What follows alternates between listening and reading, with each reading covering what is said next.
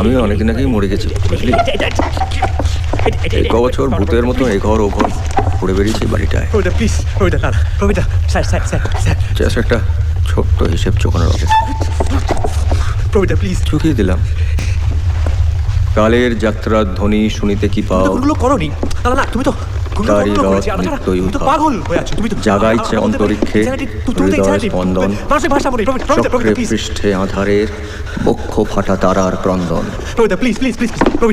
ফিরিবার পথ নাহি, দূর হতে দেখো চাহি, পারিবে না চিনিতে আমায়। হে বন্ধু, বিদায়।